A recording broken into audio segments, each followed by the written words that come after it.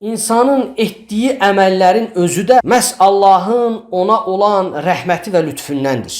Allah subhanahu wa ta'ala belə buyurur. Diqqət edin. وَلَوْلَا فَضْلُ اللّٰهِ عَلَيْكُمْ وَرَحْمَتُهُ Deyir ki, əgər sizə Allahın lütfü və mərhəməti olmasaydı, مَا زَكَ مِنْكُمْ مِنْ أَحَدٍ əbədən Heç bir kimsə, heç bir zaman təmizə çıxa bilməzdi. وَلَكِنَّ اللّٰهَ يُزَكِّ مَنْ يَشَاءُ Lakin Allah istədiyini təmizə çıxarır. Fikir verirsiniz, insan əməlinin sayəsində cənnəti qazanmayacaq.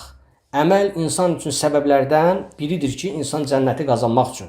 Çünki əməl insanı Allaha yaxınlaşdıran bir vasitədir. Əməl insanın Allah qatında dərəcəsinin ucalması üçün səbəblərdəndir. Allahın rəhmətini əldə etmək üçün səbəbdir. Allahın mərhəmətini əldə etmək üçün səbəbdir. İnsanın etdiyi əməllərin məhz özü də Allahın ona olan bir mərhəmətindəndir. Və eyni zamanda Allahın ona olan bir lütfündəndir ki, insan Allahın lütfu olmasa, Allahın mərhəməti olmasa cənnəti əldə edə bilməz.